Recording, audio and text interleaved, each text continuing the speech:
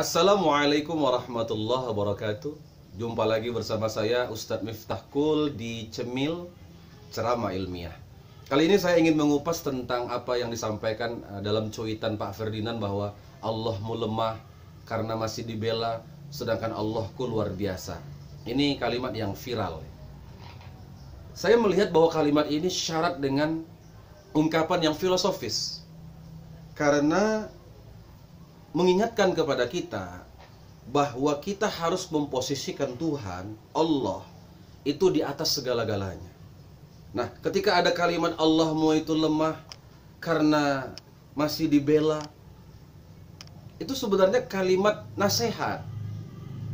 Satu kalimat yang mengajak kepada kita untuk memposisikan Allah itu pada posisi yang sebenarnya, bahwa Dia itu adalah yang maha luar biasa. Seperti kita mengatakan kepada anak kita misalnya, nah, kalau Allah itu tidur, kalau Allah itu sakit, kalau Allah itu nggak semangat, berarti Allah itu lemah. Allah itu berarti sama dong dengan dirimu. Tapi Allah itu tidak. Allah itu maha luar biasa. Allah itu maha kuat. Allah itu maha segala-galanya. Ini dalam bentuk nasihat yang sangat syarat dengan ungkapan filosofis. Seorang psikolog atau filosof dari Irak pun juga pernah mengatakan bahwa dalam makalahnya, Allahu dha'if bihajatin ila ma yusa'iduhu. Allah itu lemah karena dia berhajat kepada orang yang meminta bantuan kepadanya. Ini kan kalimat standar filosof yang sangat baik sebenarnya, supaya kita sadar bahwa Allah itu tidak lemah. Dia tidak butuh kepada siapapun. Dia tidak butuh orang meminta kepadanya.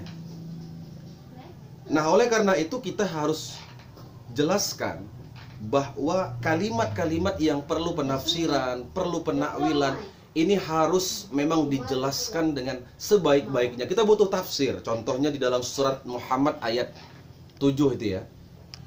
Intan surullah, kalau kau tolong Allah, itu secara harfiah kita artikan, kalau kau tolong Allah. Nah, kalau kau bela Allah, ini diartikan di masa sekarang. Ini yang menyebabkan ambigu, sehingga terkesan Allah itu bisa jadi lemah. Maka kita butuh tafsir. Coba kita cek di dalam tafsir Al-Qurtubi ya, Al-Jami' li Ahkamil Quran.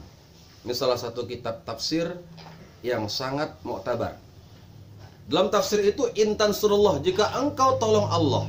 Tolong Allah di situ artinya intan surul Nabi Allah.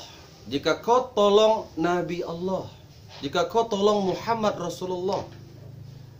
Dalam tafsir yang lain beliau sebutkan intan surul Islam, jika kau tolong Islam itu. Yansurkum, maka Allah akan menolong kamu. Nah, ini satu kalimat yang memang harus ditafsirkan. Kalau kita baca terjemahan ini, maka akan muncul persepsi-persepsi Allah itu masih butuh dibela, Allah itu masih butuh ditolong. Dalam keyakinan tauhid kita, Allah tidak butuh siapapun. Allah tidak butuh orang yang meminta bantuan kepadanya. Jadi Allah itu tidak seperti kita manusia, yang terkadang gila pangkat, gila hormat. Dan dia tidak rugi kalau tidak ada yang menyembah dia. Dia tidak rugi kalau ada yang misalnya membuli dia, memaki dia. Dia maha segalanya. Dia tidak membutuhkan makhluk-makhluknya karena dia maha kuasa. Jadi kalau kita tolong Nabi Allah, yaitu Rasulullah, kalau kita tolong Islam, menolong Islam itu bagaimana? Kita tunjukkan akhlakul Islamiyah. Kita tidak mudah marahan, kita tidak mudah ngamuan, mau diajak berdiskusi terhadap hal-hal yang tidak urgen, kita tidak persoalkan. Hal-hal yang tak penting, kita biasa-biasa saja. Kita tunjukkan ini Islam, Islam yang beradab, Islam yang lembut, Islam yang santun, supaya tercipta kerukunan. Umat agama yang lain pun mereka simpatik dengan kita. Oh, Islam itu agama yang damai ya. Islam itu adalah agama yang kasih sayang ya. Jadi kalau kita lihat cuitan dari Pak Ferdinand itu adalah cuitan untuk mengingatkan kita kita posisikan Tuhan itu di atas segala-galanya. Tidak ada penghinaan di situ, bahkan tidak ada hal-hal yang berbau sara ataupun pidana di situ. Itu murni saya rasa syarat dengan ungkapan filosofis yang penuh wawasan dan ada kebaikan di dalamnya.